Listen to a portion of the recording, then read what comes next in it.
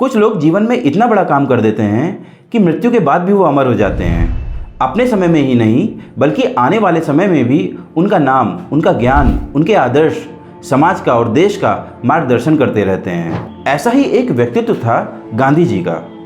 हम बात कर रहे हैं 2 अक्टूबर की, जिसे हम गांधी जयंती के नाम से जानते हैं। यूँ तो गांधी जी एक पतले दुबले शरीर के मनुष्य थे, जिसे देखकर कोई यह नहीं कह सकता था कि यह मनुष्य विश्व पटल पर इतनी बड़ी छाप छोड़ सकता है। चाहे देश को आज़ाद कराने में उनका योगदान हो या फिर नेल्सन मंडेला जैसे व्यक्तित्व को प्रभावित करने की क्षमता हो। कुछ तो ऐसा खास रहा होगा ना गांधी जी में कि पिछले कई वर्षों में ऐसे किसी व्यक्ति ने जन्म ही नहीं लिया है जिसने देश की आज़ादी में अभूतपूर्व योगदान तो दिया, साथ ही साथ अपने विभिन्न आंदोलन के माध्यम से भारतीय लोगों को भारतीय होने का एहसास कराया। आइए समझते हैं कि उनकी कुंडली में ऐसा क्या था। देखा जाए तो गांधी जी की कुंडली में पहले घर में शुक्र पंच महापुरुष योग बना रहा है, जिसके कारण उनका जन्म एक धनी फैमिली में हुआ था।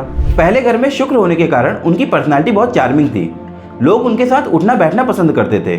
उनकी एक आवाज़ पर उनके पीछे खड़े हो जाते थे। आपको बताते चले, जो पहला घर होता है वो पर्सनैलिटी का होता है, आपके थॉट प्रोसेस का होता है। आप कैसे सोचते हैं, क्या सोचते हैं, यह पहला घर बताता है। और शुक्र चार्म को दर्शाते हैं।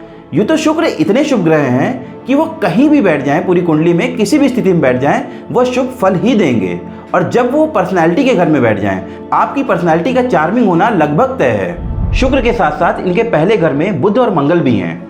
मंगल आपको असीमित साहस देता है और किसी भी परिस्थिति में लड़ने की क्षमता देता है। इसी वजह से गांधी जी कुछ भी ठान लेते थे, वो पीछे नहीं हटते थे, चाहे वो आमरण अनशन हो या फिर कोई भी आंदोलन हो। बुध आपको अपनी बातों से लोगों को प्रभावित करने की क्षमता देता है। आपके अंदर सोचने समझने की विलक्षण प्रतिभा होती है।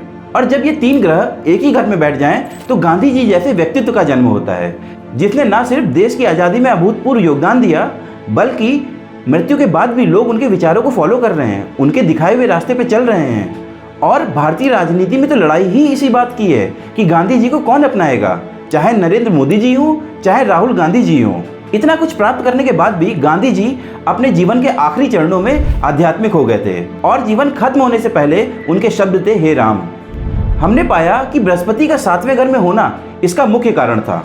अच्छा, आपने यह कभी सोचा है कि जो व्यक्ति इतना प्रभावशाली है उसकी मनोस्थिति क्या होगी? क्योंकि गांधी जी देखने में तो एकदम शांत और गंभीर दिखते थे बाहर से, पर राहु और चंद्रमा की 10वें घर में स्थिति के कारण गांधी जी अंदर से बहुत ज्यादा बेचैन और परेशान रहे होंगे। और यह तो सर्वविदित है कि देश और देशवासियों के लिए वो कितने परेशान थे। लेकिन 2 अक्टूबर को सिर्फ गांधी जी का जन्म नहीं हुआ था। इसी दिन 1904 को एक पुण्यात्मा ने भारत में और जन्म लिया था, जिसने आगे चलकर देश की राजनीति की दिशा और देश की दिशा दोनों को बदल के रख दिया था।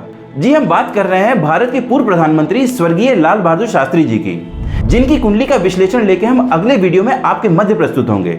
अगर आपको यह जानकारी अच्छी लगी हो तो चैनल को सब्सक्राइब करें और अपने माध्यम से दूसरे लोगों को यह वीडियो दिखाएं। धन्यवाद। हम आशा करते हैं कि आपका दिन मंगलमय होगा।